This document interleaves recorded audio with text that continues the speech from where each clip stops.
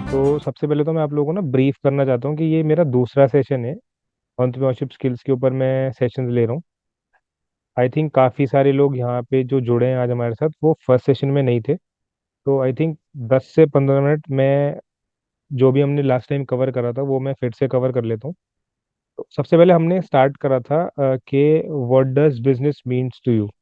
मतलब जो भी एंटरप्रेन्योरशिप स्किल्स के जब हम क्लासेस ले रहे हैं तो उसमें कहीं पर भी ये वर्ड जब आएगा तो आपके दिमाग में यही चीज़ आएगी कि उसको दूसरे टर्म में हम बोलते हैं बिजनेस। हिंदी में उसको धंधा भी बोलते हैं। तो उसमें पढ़ता हूँ मैं उसके बारे में, फिर आपको एक्सप्लेन कर दूंगा। The activity of making money by producing और buying goods and service and selling product and service. इसका मतलब ये है कि जो आप पैसे कमा रहे हो, या तो आप कोई सामान है उसको कहीं से सस्ते में खरीद के आगे महंगा बेच रहे हो, या आप उस प्रोडक्ट को खुद बना रहे हो और खुद बना के एंड यूजर जो भी रिटेल में या कस्टमर्स के साथ बेच रहे हो, तो उसको हम बिजनेस कहते हैं। सिंपली बिजनेस का मतलब ये है कि आपने कोई चीज़ खरीदी या कोई चीज़ बनाई, उसकी जितनी आपकी लागत लगी उससे थोड़ा सा ऊपर मार्जिन रख के, या जितना आपको मार्जिन रखना है, जितना आपको लगता है आप ज़रूरत के अनुसार, आप लगता है कि लागत से ऊपर आप जो आप दूसरे को बेच के पैसे कमाते हो, वो जो उसके लागत और मुनाफे का जो डिफरेंस होता है उसको हम प्रॉफिट कहते हैं। इस तरीके से बिजनेस होता है। It is not necessary to be a company, organization और पार्टनरशिप। तो ऐसा बिल्कुल भी नहीं है कि आपको एक कंपनी पहले फॉर्म करनी पड़ेगी अगर आप छोटा काम करना चाहते हो। तो उसके लिए आपको कोई कंपनी या पार्टनरशिप या किसी ऑर्गेनाइजेशन की ज़रूरत नहीं है, आप उसको सिंगल हैंडेड ऐसे ही कर सकते हो। लेकिन हाँ, ओवर द ईयर्स या ओवर द टाइम जब आपका वो काम बढ़ता रहेगा, तो आपको एक गवर्नमेंट की तरफ से भी मैंडेट है कि आप उसको एक सिस्टम में लाके चैनलाइज करके आप लोगों को उसको उसी तरीके से बेचना है सामान को। It is an activity which generates profit by exchange of goods and service. तो जो ऊपर मैंने बताया वही चीज़ लिखी है, एक एक्टिविटी है जिससे आप एक प्रॉफिट जनरेट करते हो। कैसे? आप जो भी चीज़ सामान खरीद रहे हो, मान लो 10 रुपए की चीज़ है, आपने जब वो 10 रुपए की खरीदी और उसको 15 में बेचा, तो आपकी जेब से जब 10 रुपए लगे और 15 में जब आपने बेचा, तो वो 5 रुपए जो डिफरेंस है वो आपका प्रॉफिट माना जाता है। ठीक है, उसके बाद हम आगे बढ़ते हैं। ये सब हमने कवर कर लिया था। What is the type of business. Service business के बारे में पढ़ते हैं सबसे पहले। It is a business where products have no physical form और दे आर प्रोड्यूस और कंज्यूम साइमल्टेनियसली। सर्विस बिजनेस का मतलब ये हो गया कि आप उसमें कोई फिजिकली कोई चीज़ नहीं बेच रहे हो। मतलब आपने कोई कोई फ्रिज नहीं बेच रहा है, कोई एसी नहीं बेच रहा है, कोई टेबल फर्नीचर ऐसा कुछ नहीं बेच रहा है, लेकिन आप सर्विस बेच रहे हो। जैसे कि आपने कोई ट्यूशन क्लास दे रहे हो, आप एक सर्विस दे रहे हो। तो आप उसमें कुछ प्रोडक्ट नहीं है आपके पास जिसको हम फील या टच कर सकते हैं, कोई फिजिकल फॉर्म नहीं है जिसको आप बेच रहे हो, लेकिन आप अपनी एक सर्विस दे रहे हो। जैसे इसमें एग्जांपल भी दिया हुआ है, repair shop, school, bank, restaurant. तो इन चीज़ों की सर्विस जिसमें कोई फिजिकल फॉर्म नहीं होता, उस चीज़ को हम कहते हैं सर्विस बिजनेस। सेकेंड पॉइंट पर आते हैं, मर्चेंडाइजिंग बिजनेस। इसके बारे में पढ़ता हूँ फिर मैं एक्सप्लेन करूंगा। It is a business which buys product at wholesale price and उसको रिटेल में बेचते हैं। जैसे कि अभी मैंने ऊपर एग्जांपल दिया, कोई भी आप होलसेलर के पास जाके आप कोई चीज़ लेकर आते हो बल्क में। भाई जाहिर सी बात है, होलसेलर आपको बल्क में ही देगा। रिटेल में तो आप फिर भी एक एक क्वांटिटी भी ले लेते हो, लेकिन होलसेलर के पास जब आप जाओगे, आप मान लो कुछ पेंसिल का ही काम करना है, तो आप हजारों पेंसिल लेकर आओगे, तो आपको वो 2 रुपए की जगह 1 रुपए की दे देगा या 50 पैसे की। आप उसको 3 रुपए, 4 रुपए, 5 रुपए जो आपको मार्केट के हिसाब से लगता है आप उस हिसाब से बेचोगे। तो इसको मर्चेंडाइजिंग बिजनेस कहते हैं कि होलसेलर से सस्ते में लेकर आते हैं एंड रिटेल में उसको एंड यूजर के पास महंगे में बेच रहे हैं। जैसे इसमें एग्जांपल भी दिया हुआ है, grocery store, retailer, distributor. Grocery store पे आप जाते हो, चावल का भाव, चीनी, अब वो जहां से आ रही है वो और सस्ती आ रही है, आप लोगों को वो थोड़ा सा भाव बढ़ा के बेचते हैं। फिर आ गया मैन्युफैक्चरिंग बिजनेस। इसमें क्या है कि सब कुछ आप कर रहे हो प्रॉपर, मतलब हर चीज का रॉ मटेरियल लेकर आना, रॉ मटेरियल को कैसे आपको मोल्ड करना है, उसको किस तरीके से चीजों में कन्वर्ट करना है, लेबर, मशीन, सब कुछ आपने सेटअप कर रखा है। आप जो एक प्रोडक्ट बना रहे हो वो सब कुछ आप ही ने बनाया है, और उसके बाद आप उसको एंड यूजर तक बेच रहे हो। जैसे एग्जांपल लिखा है, vehicle, steel, machinery, cloth.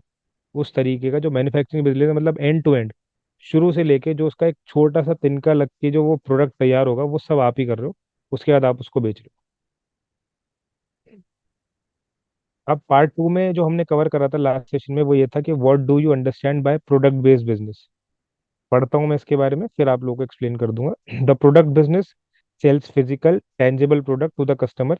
It ensures customer can feel and touch the product then take a decision about buying it. तो जहां पर आपको एक प्रोडक्ट दिख रहा है जिसको आप छू पा रहे हो, जिसको आप फील कर पा रहे हो, जिसकी एक फिजिकल एग्जिस्टेंस है, उसको हम कहते हैं प्रोडक्ट बेस्ड बिजनेस। जैसे हमने भी ऊपर पढ़ा सर्विस बिजनेस, उसमें आपके पास कोई प्रोडक्ट नहीं मिल रहा, कोई हाथ से आप छू नहीं सकते, कोई फिजिकल फॉर्म नहीं है, लेकिन वो सर्विस के तरीके से मिल रहा है आपको। ऐसे ही प्रोडक्ट बेस्ड बिजनेस उससे इसलिए अलग है क्योंकि उसमें आप कोई चीज़ खरीद रहे हो जिसकी एक फिजिकल एग्जिस्टेंस है, कुछ आप उसको छू सकते हो, फील कर सकते हो। उसमें क्वालिटी होती है तरह तरह की। ठीक है, अब मान लो आप कोई चेयर लेने जा रहे हो, तो आप जब आप उसको देखोगे चेयर को, और उसको छूओगे, बैठोगे उस पर, तो आपको क्वालिटी पता लगेगी। होता है ना, ये भाई 200 रुपए की चेयर है, ये 300 की है, 400 की है, 500 की है, तो उसमें कहीं ना कहीं क्वालिटी में फर्क होता है, प्लास्टिक का मटेरियल जो यूज हुआ होता है उसमें फर्क होता है, फिनिशिंग में फर्क होता है। तो वो उसको हम कहते हैं प्रोडक्ट बेस्ड बिजनेस, जिसमें it ensures that the customer can feel and touch the product, then take a decision about buying it. तो आप उसमें वैरायटी देख सकते हो, क्वालिटी देख सकते हो, उसके बाद आप उस चीज़ को खरीदोगे। अब हम आगे बढ़ते हैं, what skills will be required in your business. तो इसके हम पॉइंटर्स पढ़ लेते हैं। उसके लिए जो भी बिजनेस करने के लिए जो आपको स्किल्स की रिक्वायरमेंट होती है, वो होती है लीडरशिप की, कम्युनिकेशन स्किल्स की। उसके बाद आ गया financial management, product management, decision making बहुत इंपॉर्टेंट जो होता है, एंड प्लस नेटवर्किंग। तो ये पांचों पॉइंट जो है, ये मैंने बहुत अच्छे से उस वीडियो में एक्सप्लेन करे हुए हैं, आप प्लीज़ उस वीडियो को देखिए, उसमें आपको ये सारी चीज़ें पॉइंट्स मिल जाएंगे। उसके बाद आते हैं, why is communication important in business. एक कम्युनिकेशन एक बैकबोन होती है बिजनेस करने के लिए। जब तक आप अच्छे से कस्टमर के साथ कम्युनिकेट नहीं कर सकते, आप अपने प्रोडक्ट के बारे में किसी को बता नहीं सकते, आप उनको अवेयर नहीं कर सकते, तब तक आपका प्रोडक्ट बिकेगा ही नहीं। आप कितना ही बना लो, वो कमरे में पड़ा हुआ है तो वो बिकेगा थोड़ी। जब तक आप उसके बारे में प्रचार नहीं करोगे, लोगों के सामने नहीं रखोगे, लोगों को बताओगे नहीं उसकी क्वालिटी खूबियाँ, तब तक आप उसको बेच ही नहीं पाओगे। तो इसीलिए एक बार फिर से मैं पढ़ देता हूँ उसके बारे में। Communication is important because the client and the customers need to understand what you are trying to buy or sell। क्या आप बेचना चाहते हो वो पता लगना चाहिए, और वो क्या खरीदना चाहता है वो भी आपको समझना पड़ेगा। It informs customer about the product और सर्विस। आपके प्रोडक्ट के बारे में वो जानकारी मिलती है उसको, you are selling to them, and how it will satisfy their needs and wants. तो जैसे कि मैंने समझाया, कम्युनिकेशन बहुत इंपॉर्टेंट है। जब तक आप समझा नहीं पाओगे या उसकी नीड नहीं समझ पाओगे, तब तक आप काम कर ही नहीं पाओगे। ठीक है, उसके बाद हमने ये और चीज कवर करी थी, do you think listening is vital to the communication.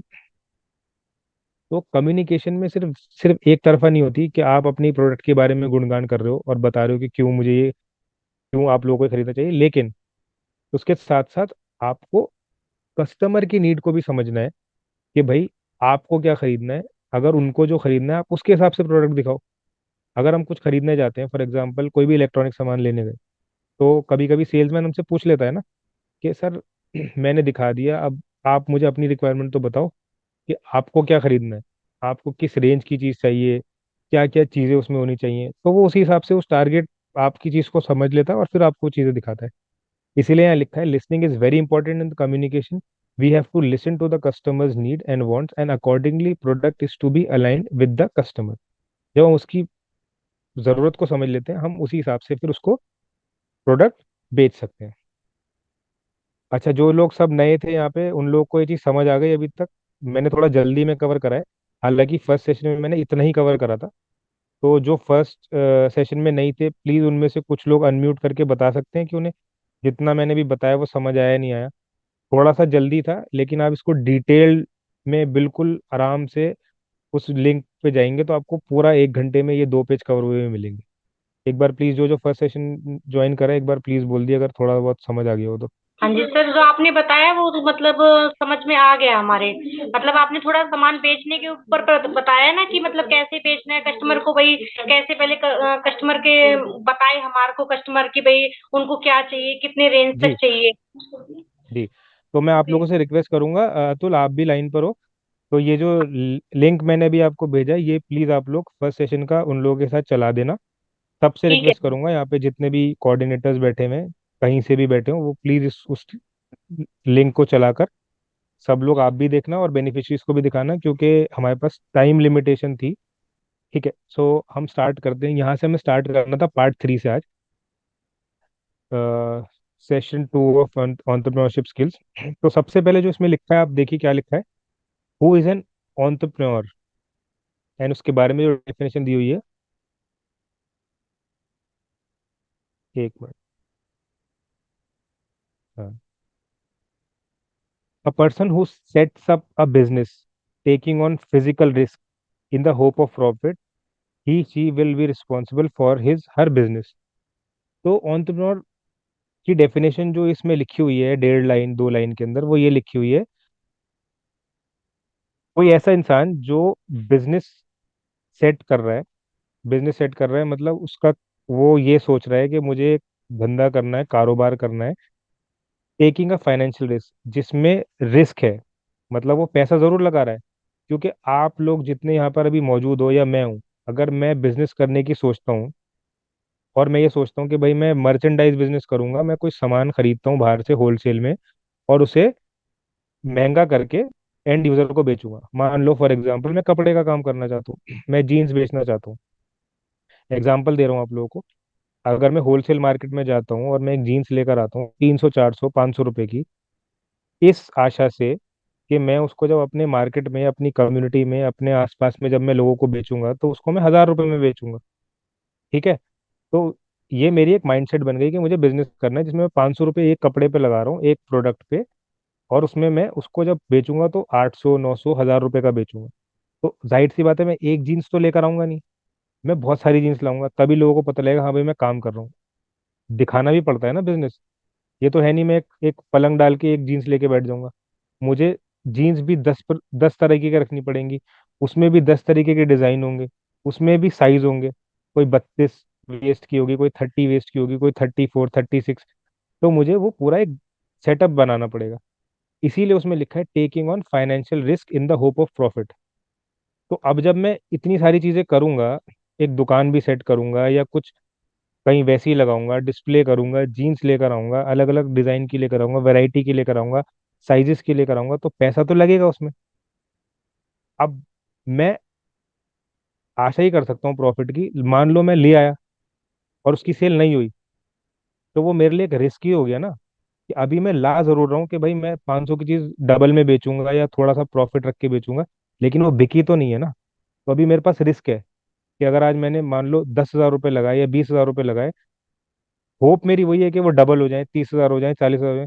लेकिन उसमें क्या कि अगर मैं उस सामान को ले आया और वो मेरा सेल नहीं हुआ, लोग आए जरूर दुकान पे, लेकिन कोई कहे कि क्वालिटी अच्छी नहीं है, कोई कहे कि रेट बहुत हाई है, और कोई न ले, तो मेरा वो पैसा तो फंस जाएगा ना। एग्री कर रहे हैं सब या नहीं कर रहे हैं? Yes sir. Yes sir. Yes sir. Yes sir. तो अब आपको ये यस लाइन सर। समझ आ गई। Yes sir. अब ये लाइन समझ आ गई। A person who sets up a business taking on financial risk. Risk मतलब कि मुझे कोई वो नहीं है, पक्का नहीं है कि मेरे पैसे डबल हो ही जाएंगे या मुझे आज जो मैंने 10,000 लगाए हैं, वो 15,000 में कमा लूंगा। पक्का नहीं है। वो डिपेंड करता है कि मैं चीज कैसी लाता हूँ, कस्टमर को पसंद आता है नहीं आता। तो जब तक मेरा पैसा फंसा हुआ है तब तक मेरे ऊपर रिस्क है ही है। उसके बाद लिखा हुआ है he will be responsible for his her business. तो जाहिर सी बात है, अगर मैंने अपना बिजनेस या धंधा स्टार्ट करा है तो मैं ही रिस्पॉन्सिबल होऊंगा ना, कोई और थोड़ी होगा। अगर मेरा कोई सामान नहीं बिकेगा तो उसकी रिस्पॉन्सिबिलिटी कौन लेगा? मैं ही लूंगा। कस्टमर को थोड़ी दूंगा या मैं अपने दोस्तों को नहीं दूंगा। इसलिए ये चीज वहां पर लिखी हुई है। तो अब ये चार्ट समझते हैं क्या लिखा हुआ है। इसमें लिखा है, बीच में लिखा है एंटरप्रेन्योर। राइट लेफ्ट साइड में देखोगे तो लिखा है प्रोडक्ट सर्विसेज, और राइट साइड में देखोगे तो कस्टमर लिखा हुआ है। क्योंकि ये पूरा जो खेल है ये है इसी चीज का, कि आप कितने अच्छे एंटरप्रेन्योर हो, आप प्रोडक्ट या सर्विस क्या दे रहे हो लोग, और किसको दे रहे हो, वो है कस्टमर। इसीलिए हमने पार्ट 1 पार्ट 2 में चीजें पढ़ी हैं कि भाई आपको कम्युनिकेशन बहुत अच्छी रखनी पड़ेगी अपनी, चाहे वो प्रोडक्ट के ऊपर हो या सर्विस के ऊपर हो।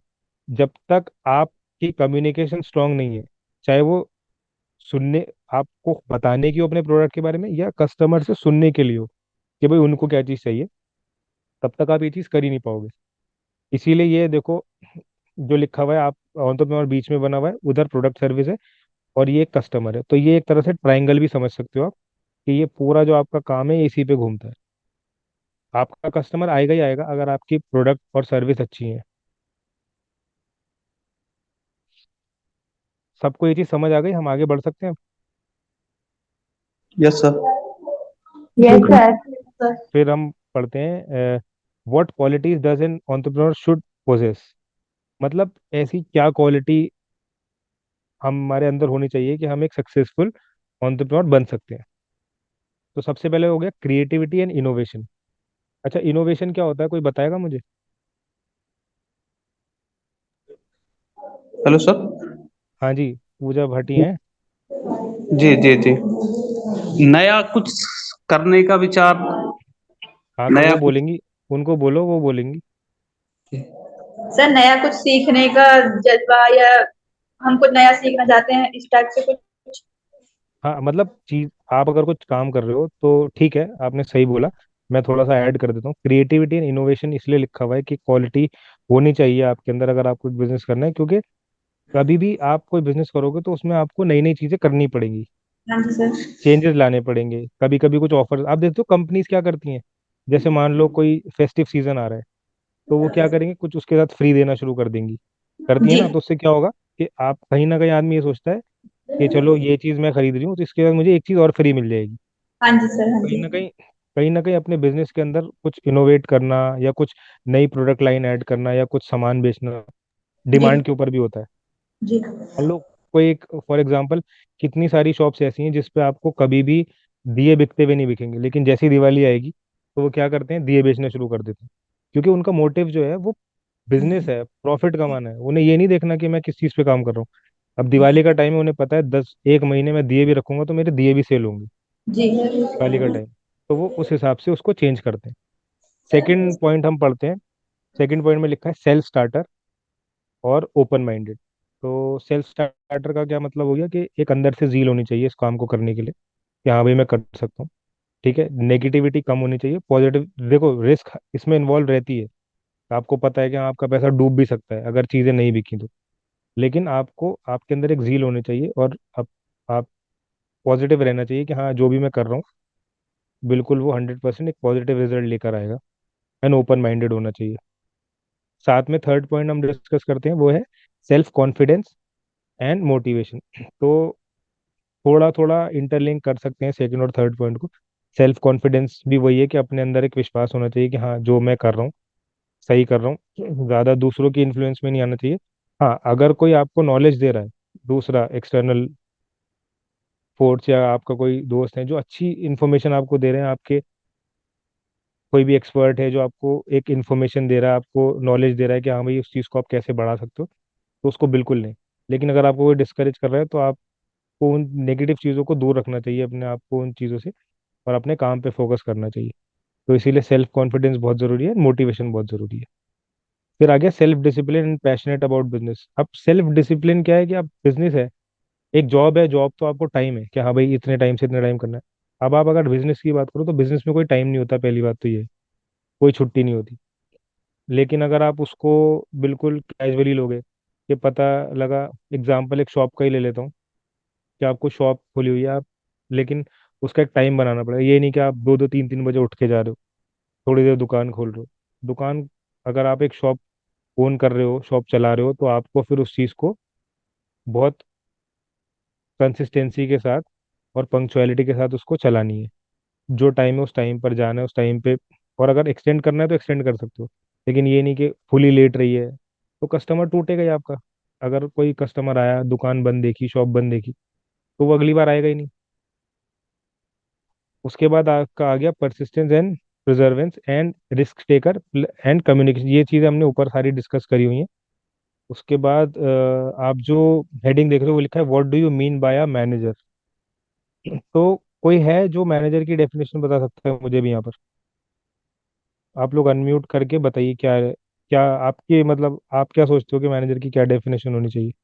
सर मैनेजर का मतलब होता है प्रबंधक, जो कि जैसे कि कहीं पे कोई वर्क कर रहा है, टीम वर्क कर रहा है, तो उनके ऊपर जो हेड होता है, मैनेजर होता है, वो देखता है कि सभी सही तरीके से काम कर रहे हैं, यानी मैनेज करता है सब चीज को। नाइस। और कौन कौन बताएगा? काफी सारे लोग हैं, मोहम्मदपुर आइट से भी हैं, राजस्थान से भी जुड़े हुए हैं, पुणे से भी हैं। आप लोग कुछ बोल क्यों नहीं रहे? मीना जी भी चुप हैं आज तो। हाँ, मैनेजर होता है जो पूरे बिजनेस को एक हम्म। संचालक के रूप में, मतलब उसको पूरे उसको डील करे। कि आपको अच्छा। बिजनेस के अंदर सारी चीजें होती हैं। कभी कभी हम जिस क्वांटिटी में मटेरियल तैयार करते हैं, हो सकता है उस समय वो हम लोगों ने तो पहले से तय कर लिया कि हमको ये मटेरियल सारा परचेज करना है, पर कभी कभी होता नहीं है। तो एक मैनेजर राइट। की जिम्मेदारी होती है कि उसको वो किस तरह से मतलब उसको मार्केट में उस चीज को लेकर जाए। जो भी टीम हमारे साथ काम कर रही है, उसके साथ सबसे इम्पोर्टेंट बात जो बिजनेस में होती है, जो भी टीम आपके साथ काम कर रही है उसको साथ में लेके चलना। अ, और उनके बीच बीच में उनकी क्वालिटी और वो सारा उनकी दूसरी प्रॉब्लम्स भी क्या है, वो भी उनको साथ में लेकर आज चलना। और बिजनेस में एक जो होती है वो क्रिएटिविटी। कभी कभी हम लोगों ने जैसे 500 ग्राम के पैकेट बना लिए, कभी कभी किसी ने बोल हम्म। दिया कि आपको ये करना है, और हम लोगों ने कर भी लेते हैं हम। और जैसे ही लगता है कि अरे उस चीज को कोई ले ही नहीं पा रहा, तो अब क्या करें उसका। तो एक जो मैनेजर होता है उसको वो समय आ, जो नीड है उसके हिसाब हम्म। से वो डिसीजन ले सके, तो वो उसके अंदर कैपेसिटी होनी चाहिए। ठीक है मीना जी, बिजनेस। बहुत बढ़िया। ये बहुत अच्छे जी से सर। एक्सप्लेन करा आपने सबको। हेलो और कोई सर। बोलना चाहेगा? हाँ जी, हेलो। बोलिए। हाँ जी जी। सर, जो मैनेजर होता है वो एक प्रबंधक होता है जो ऑर्गेनाइजेशन करता है, जो भी उसने कंपनीज खोल रखी है या फिर किसी में भी वो काम करता है, उसमें उस प्लानिंग करना, ऑर्गेनाइजेशन करना, कंट्रोल करना, उसके अकॉर्डिंग डिसीजन लेना। That right. इज। और कोई कुछ बोलना चाहेगा?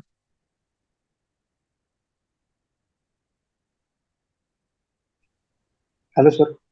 हम्म। This is sir. हाँ बताइए सर, बताइए, आप भी बताइए।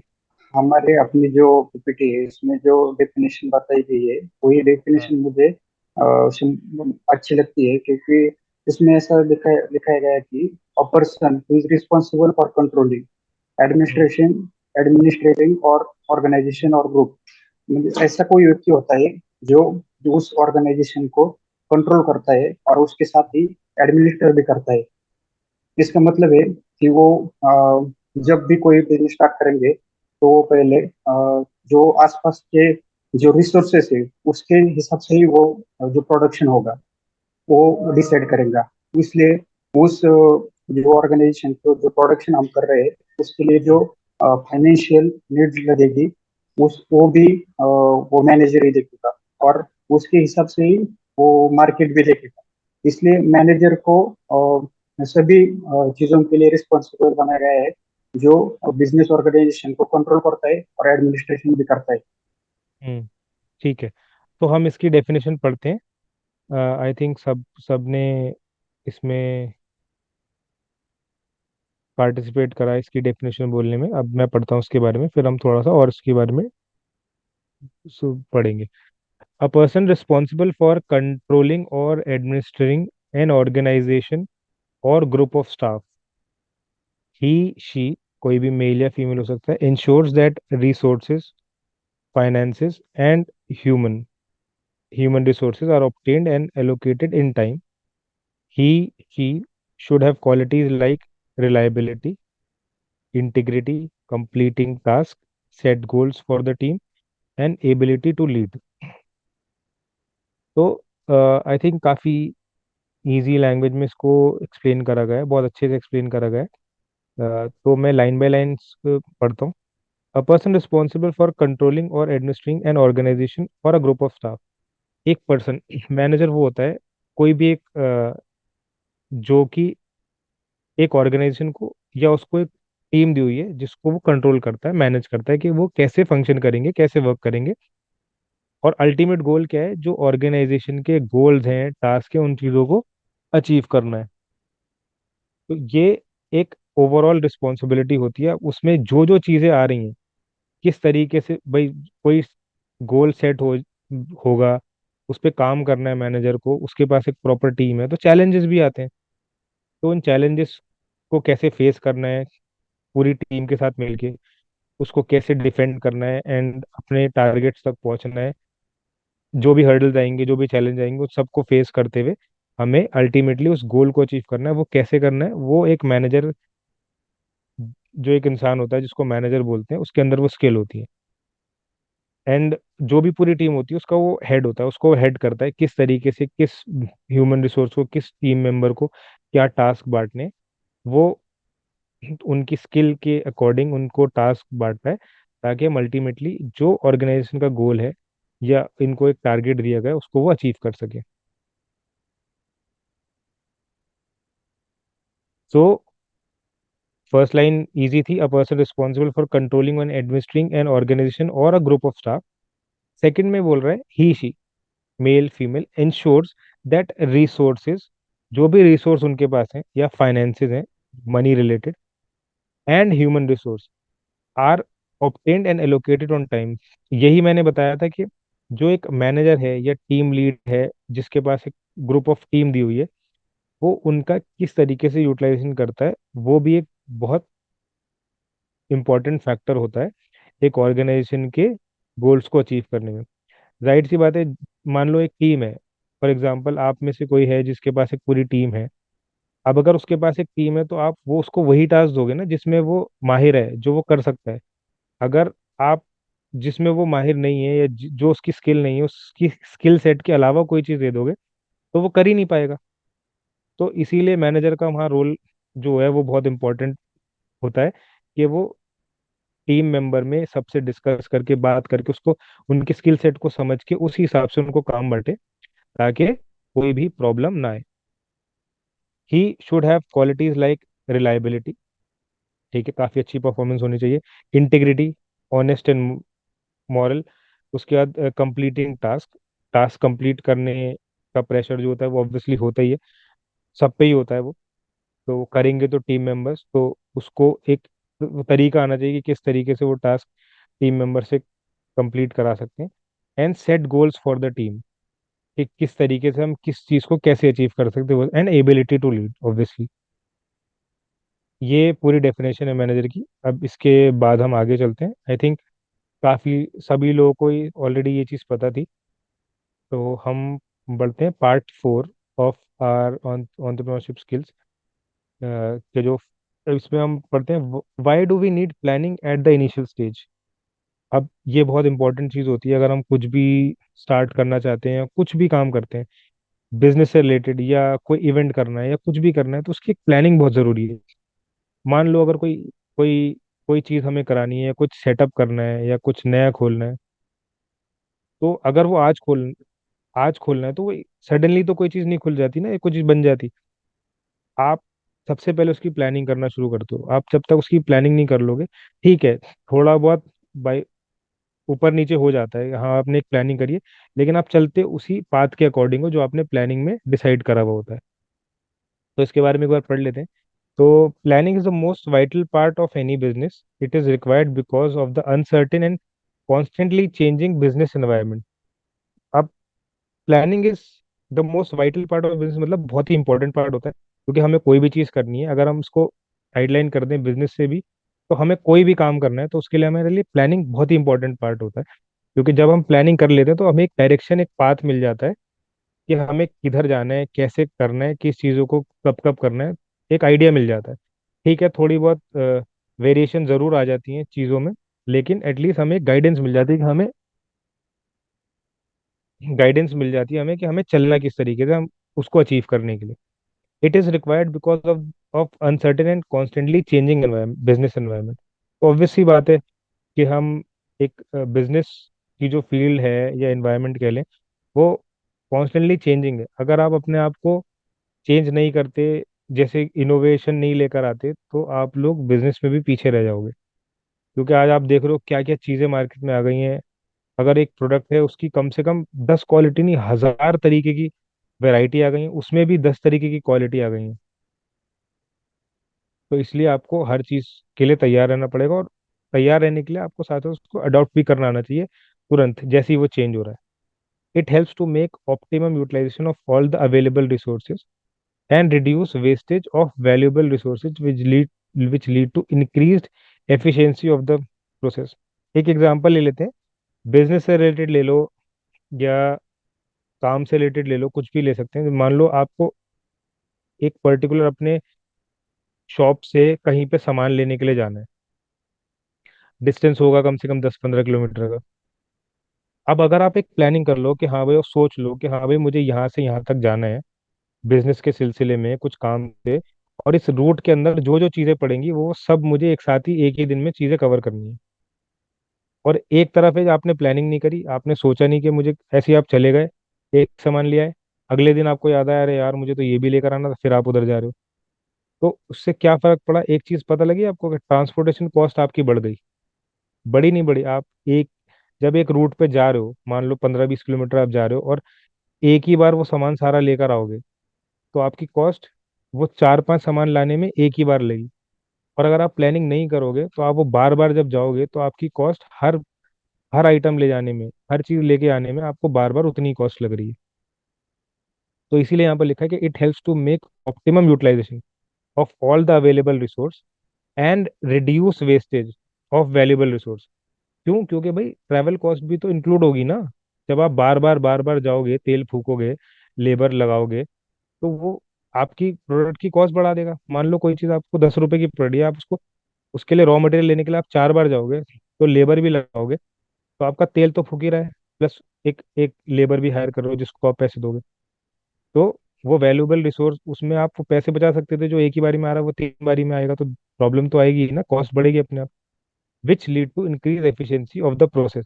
और इन द अदर हैंड, अगर आप ऑन द अदर हैंड अगर आप देखोगे, तो अगर आप पहले से प्लानिंग कर लोगे तो आप एक ही बार जाओगे, सारा सामान उठाओगे और एक बार में आ जाओगे, तो आपकी जो जितना भी सामान बन रहा है उसकी ट्रैवल कॉस्ट, लेबर कॉस्ट सब एक ही बार लगी। बाकी आप फ्री, टेंशन फ्री आके अपना यहाँ पर आके एक फिनिश प्रोडक्ट तैयार कर लोगे। उसके बाद आता है it reduces business risk bye planning in advance about future uncertainty. तो ऑब्वियसली प्लानिंग होती किसके लिए? फ्यूचर के लिए होती है, प्रेजेंट के लिए होती नहीं। तो एडवांस, फ्यूचर में आपको क्या करना है, एक प्रोजेक्शन मिल जाता है आपको, हाँ भाई मान लो इस महीने की सेल मेरी इतनी हुई, अगले महीने मुझे सेल बढ़ानी है, तो मैं कैसे कर सकती हूँ, क्या कर सकता हूँ मैं, वो सब चीज़ें आपको प्लानिंग से ही मिलेंगी। It enhances proper coordination among the employees. एक प्लानिंग कर लोगे तो आपको पता लग जाएगा, हाँ भाई मैं प्लानिंग क्योंकि फ्यूचर की है तो आपको पता लग जाएगा आपको क्या क्या चीज़ें करनी है। इसीलिए उसमें लिखा है कि it enhances proper coordination among the employees. आप अगर एम्प्लॉयज हटा दो तो आप वेंडर से या एम्प्लॉयज ही ले लो, उनसे आप कोऑर्डिनेशन भी अच्छे से कर सकते हो इस चीज़ के बारे में। It gives proper information, accurate instruction and useful guidance to the subordinate. आप प्लानिंग कर लोगे तो आपको एक इन्फॉर्मेशन भी अच्छी मिल जाएगी, इंस्ट्रक्शंस भी अच्छे मिल जाएंगे और एक गाइडेंस भी मिल जाएगी हर किसी, क्योंकि प्लानिंग में आप जब प्लानिंग कर रहे हो, खुद कर रहे हो चाहे किसी ग्रुप में कर रहे हो, तो आपको इनपुट्स भी बहुत सारे मिलेंगे, एंड उससे काफ़ी ऐसी चीज़ें हैं जो आपको चैलेंज आ सकता था वो नहीं आएगा। It helps to achieve business goals and objective with ease and promptness. It helps managers to express their creativity and innovation. तो आई थिंक ये काफ़ी इजी लैंग्वेज में लिखा था, आप लोगों को समझ आ गया होगा। अब अभी तक यहाँ तक जो कोई क्वेश्चन है आप लोगों का, तो प्लीज़ आप लोग अपना अनम्यूट करिए एंड पूछ लिए कुछ भी क्वेश्चन है, और अगर समझ आ गया हो तो प्लीज़ एक बार कंफर्म कर दिए कि हाँ समझ आ गया यहाँ तक। जी सर, समझ में आ गया कि सर बिजनेस, अगर हम कोई भी बिजनेस कर रहे हैं या कुछ भी कर रहे हैं, अगर बिना प्लानिंग का करेंगे तो वो 100% फेल होने का चांसेस है। अगर हाँ प्लान मतलब, से करेंगे सर तो वो 100% सफल की हो जाएंगे, और कोई ना कोई बेनिफिट कमा सकते हैं सर। हाँ मतलब बिना 100% सक्सेसफुल होने का चांस कह सकते हो आप, लेकिन मैंने वही बताया, जैसे हमने स्टार्ट करा, रिस्क ज़रूर होती है। जी सर, कभी रिक्स तो कभी है ऐसा सर। नहीं, ऐसा नहीं है कि प्लानिंग फेल नहीं होती, प्लानिंग भी आपने देखी होगी फेल होती है, लेकिन वही चीज़ है कि एक डायरेक्शन आपको मिल जाता है कि आपको किस तरीके, किस जगह पर चलना है, और इसको अचीव करने के लिए मुझे क्या क्या करना है। एंड जी मोस्ट ऑफ द टाइम 99% अगर आप प्लानिंग करके चलते हो तो आप सक्सेसफुली होते हो। ज़्यादातर फेलियर जो होता है वो जो प्लान नहीं करते तब होता बिल्कुल सही है है। सर। और बाकी लोग, कोई कुछ ऐड करना चाहे या कुछ पूछना चाहे? जी सर, और एक दूसरी बात इसमें जो होती है, अगर हम लोग जब प्लानिंग करते हैं, सारे हम्म। पॉइंट नोट करते हैं, तो लास्ट में मान लो अगर हमको कभी बिजनेस हमारा कुछ हद तक फेल हो जाता है, तो हम जब लास्ट में रिव्यू करते हैं कि हमारा कहाँ फेल हुआ है, तो हम उस प्लानिंग के हिसाब से भी बाद में देखते हैं, तो उससे हमको हेल्प मिल जाती है कि मैंने ये करेक्ट। 10 टॉपिक थे जो मतलब प्लान किए थे, पर इनमें से मैं अच्छे ऐसे थे जो मैं कवर नहीं कर पाई, और ये मेरी कमी रह गई, तो इस वजह से मेरा बिजनेस फेल हुआ है। तो आगे रिव्यू करने में भी और आगे बिजनेस बढ़ाने में भी प्लानिंग बहुत हेल्प करती है। करेक्ट। तो मीना जी ने ये बहुत अच्छी चीज बोली, एंड आई थिंक इससे मुझे भी पता लगा, मैंने भी सीखा और आप लोगों को भी पता लगा होगा कि प्लानिंग, अगर आप प्लानिंग कर रहे हो उसके बाद भी कुछ फेलियर हो गया, तो अगर आप रिव्यू करते हो तो आपको चीजें पता लग जाती हैं कि हाँ भाई कहाँ मैंने गलती करी, इस वजह से हुआ है। और आई थिंक अगर हम रिव्यू करते हैं तो कभी कभी चीजें संभल भी जाती हैं। ठीक है, तो आज का लास्ट टॉपिक जो हम कवर करेंगे वो करेंगे, why should you define policy and regulations for the business. I think ये कवर कर लेंगे। उसके बाद पार्ट 6 जो है वो हम नेक्स्ट वीक कवर करेंगे। एंड मैं बस ये ऐड करना चाहता हूँ कि आज हमारा सेशन थोड़ा आउट ऑफ शेड्यूल हुआ है। वैसे जो सेशन होगा वो एवरी मंडे होगा 3 to 4। चलिए हम इसको और कर लेते हैं कवर, उसके बाद थोड़े बहुत क्वेश्चंस लेके डिस्कस करके फिर हम वाइंड अप कर देंगे। Policies and regulations and rules, why should you define policies and regulation for the business. तो पहले पढ़ता हूँ, फिर उसके बाद हम इसके बारे में डिस्कस करेंगे। Policies, regulations, and rules directly affect procedural rights and duties of an individual that interact with the business. A policy is any standard procedure of a general applicability adopted by the business head or an entrepreneur. Policies and procedure are designed to influence and determine decision, actions, and activities take place within the business, and all employees are aligned to the same set of policies and procedure.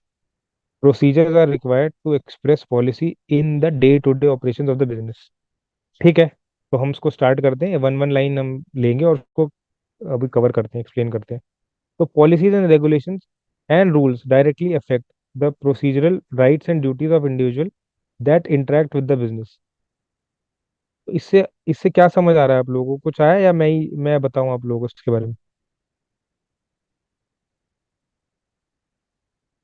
अच्छा, आप लोगों ने कभी आप किसी दुकान पे कुछ सामान खरीदने गए होगे तो आप लोगों ने देखा होगा ना, कई कई जगहों पे बोर्ड लगे रहते हैं बड़े बड़े, fix price, no bargaining, exchange with in 2 days, ऐसी चीजें लिखी हैं।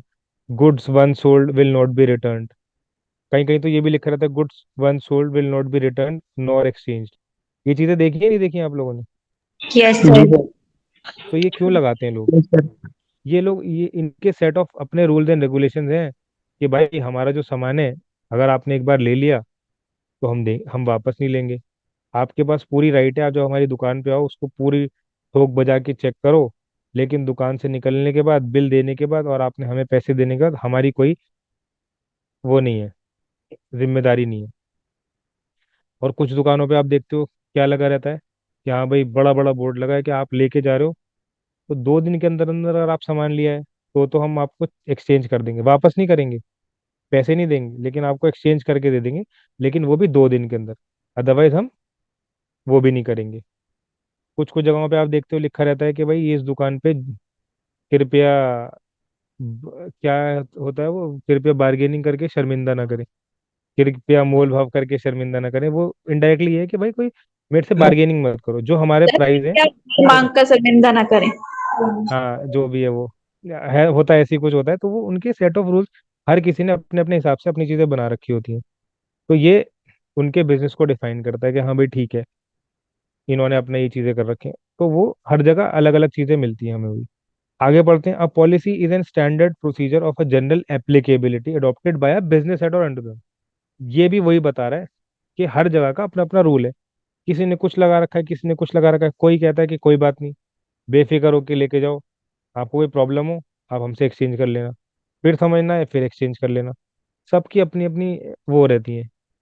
ये किसी को दिख रहा है कि हाँ भाई मेरे पास कस्टमर बेस अच्छा है, कोई बात नहीं, पुराने कस्टमर उसको 2 3 बार भी कर देते हैं। सबका अलग अलग अपना हिसाब रहता है किस तरीके से वो बिजनेस चला रहा है। लेकिन इन चीज़ों से यही है कि क्यों ऐसी चीज़ें लिखी रहती हैं कि एक्सचेंज नहीं होगा। ऑब्वियसली कुछ आइटम ऐसे होते हैं, मान लो कोई शर्ट है, अगर आप कभी शर्ट लेकर आए उसको अगर आप पहन लेते हो ना, तो आप देखोगे कुछ उनमें कुछ चीजें होती हैं जो कॉलर थोड़ा सा ब्लैक हो जाएगा, कुछ हो जाएगा, तो वो दुकानदार को पता लग जाता है। एंड जाहिर सी बात है, अगर वो आपने पहन ली, उसको यूज कर लिया, पूरे एक दिन आप पहने हुए हो, तो आप उसको एक्सचेंज तो कर नहीं सकते ना चेंज करा सकते। या तो आप बिल्कुल उसको पैक लेके जाओ कि हाँ भाई ये मेरे समझ नहीं आई, ये कलर चेंज है, तब तो समझ आता है। इसीलिए ये सब रूल्स बनते हैं, वरना तो रूल नहीं बनेंगे तो फिर तो मिसयूज होने लगेगा, तो लोगों का घाटा ही होगा। आगे बढ़ते हैं हम। Policies and procedure are design to influence and determine decision, action and activities that take place with in the business and all employees are align to the same set of policy and procedure. ये भी वही है, मैंने example में आप लोगों को explain कर दिया है। सबका अपना अपना हिसाब होता है, वो क्या बिजनेस कर रहे हैं, क्या चीज़ बेच रहे हैं, उस तरीके की चीज़ें हमको बिजनेस टू बिजनेस वेरी करते हैं आपके रूल्स एंड रेगुलेशन। इसीलिए मैंने आपको बोला कि अगर कोई कपड़े का काम कर रहा है तो आप ऐसे नहीं कर सकते ना कि कोई शर्ट पहनी, एक दो दिन आपने पहनी और फिर उसको आप वापस लेकर आओ, तो वो चीज़ फिर बेकार हो गई। अगर आपके नहीं आ रही उसके लिए भी बेकार है, वो वापस भी नहीं दे सकता माल उसको। फिर हो गया procedure are required to express policy in the day to day operation of the business. तो आई थिंक यहाँ तक हमने इसको कवर कर लिया, पार्ट 5 तक।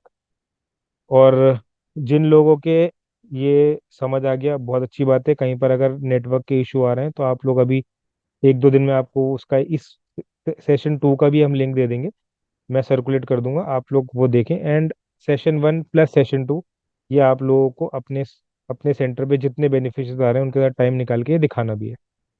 आई थिंक हमने यहाँ तक अभी कवर कर लिया है, पार्ट 1 टू पार्ट 5 दो सेशन में हमने कवर करा है। एंड नेक्स्ट सेशन जो होगा वो मंडे में होगा, एंड 3 से 4 होगा। आप लोगों के पास लिंक पहुंच जाएगा पहले ही, आप लोग उसको ज्वाइन कर लेना। आ, और अब यहाँ तक हमने जो कर लिया, थोड़ा टाइम है हमारे पास, अगर आप लोग कुछ ऐड करना है, कुछ बोलना है तो प्लीज़ आप लोग बोल सकते हैं। नहीं बोलना तो चैट बॉक्स में लिख दिए, हम फिर सेशन वाइंड अप करेंगे। किसी का कोई भी क्वेश्चन नहीं है क्या? No sir.